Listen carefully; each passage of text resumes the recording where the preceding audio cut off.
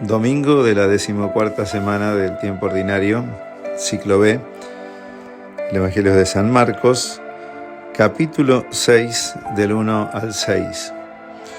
Mucha gente piensa que si las cosas son de Dios, no va a haber problemas. Más de uno puede decir también, si haces el bien, hacelo para no complicarte la vida. Y es verdad que el mal nos complica, pero a veces hacer el bien también puede complicar la vida. Jesús vuelve a su tierra, que es Nazaret, y va un día sábado a la sinagoga.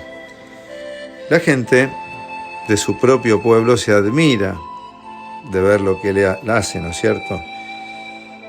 Enseña en la sinagoga y la multitud se preguntaba, ¿de dónde saca todo esto? ¿Qué sabiduría es esta que le ha sido dada? Hablaba con mucha sabiduría. Los milagros que se veían también ya eran comunes y ya era famoso Jesús por los milagros. Pero la misma gente de su pueblo se pregunta, ¿pero no es este el carpintero? Primera observación, carpintero no era el artesano, era más bien como un albañil, alguien que no solamente trabajaba la madera, sino más bien levantaba paredes, hacía arreglos, muchos de ellos a veces con ramas y todo. Y por otro lado, ¿no es este el hijo de María? Si se lo vincula a Jesús con María, también se saltean aquí la relación con su padre, que también era carpintero. Hijo de María, también en aquel pueblo era correr la voz de este que no tiene un padre legítimo, ¿no?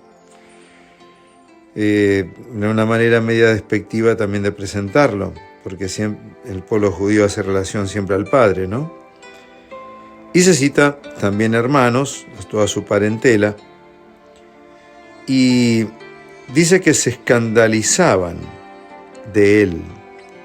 ¿Cómo podía ser uno de los nuestros y a su vez hacer todo eso? Algo raro le debe estar pasando, porque de este pueblo nada bueno va a salir. Cuando las personas no se valoran a sí mismos, terminan desvalorizando a las que tienen adelante.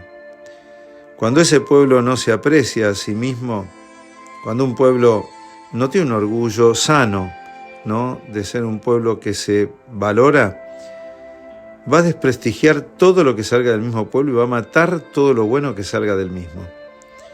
¿No nos pasará acaso al menos un poco a todos esto? De creernos que porque salen de un lugar conocido y nosotros no lo valoramos lo suficiente, nada bueno vamos a esperar de ese lugar. Siempre el Evangelio de Jesús sorprende, ¿no? Y por otro lado no habían entendido esta parábola que tiempos atrás habíamos leído, que era la del grano de mostaza, ¿no? ¿Se acuerdan, no? De algo muy pequeño va creciendo algo grande. Jesús era eso pequeño, era un carpintero, era el hijo de María, era aquel que había nacido con todo este problema y era aquel que la gente no llegaba a entender. Pero lentamente su vida va extendiendo ramas y muchos van cobijándose bajo sus sombras y este árbol grande lo quieren talar. Si bien aquí no aparece directamente, pero no lo aprecian. Jesús les dice que todo profeta no es valorado en su tierra. Un dicho de aquella época que les hace referencia al hecho de que se espera siempre un origen desconocido de alguien que hable de Dios, pero no pueden entender un Dios encarnado, un Dios que se haga tan carne que de un pueblo sencillo pueda sacar un Mesías. Y nos quiere convencer a nosotros que de cada realidad que nosotros vivimos tiene que surgir la salvación, porque ese es el misterio de Dios, haberse hecho carne en lo pequeño y de lo pequeño realizar su obra grande. ¿De dónde le vienen estas cosas que Él hace? ¡Qué poder extraordinario! No pueden entender que sea Dios mismo. Tiene que haber otra cosa rara. Cuando un grupo se cierra, cuando una persona se cierra a Dios, no puede recibir la gracia de Dios. Por eso dice que no pudo hacer ningún milagro, solo curó a algunos enfermos imponiéndoles las manos. Lo cual nos muestra que la vida del Evangelio no se detiene por las dificultades que pueda encontrar. Donde Jesús encuentra una disponibilidad, Él obra.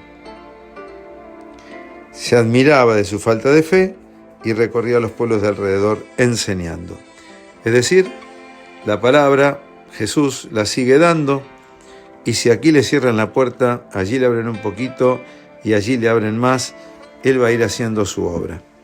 Quizás tengamos que aprender de esto también nosotros, que somos pequeños, que somos de este mundo. Sin embargo, la salvación de Dios está puesta en nuestras manos y en nuestros corazones.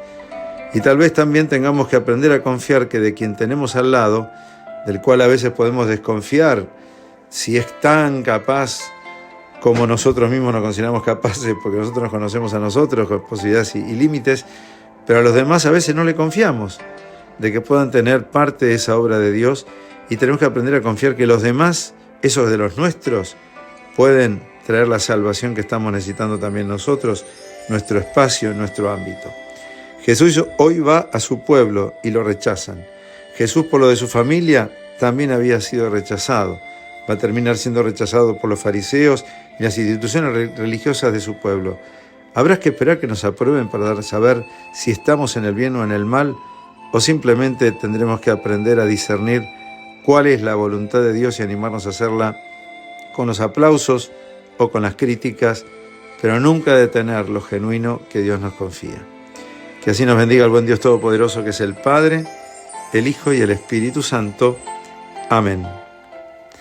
Por su santa sangre, por su santa sangre, por su santa sangre hemos sido salvados.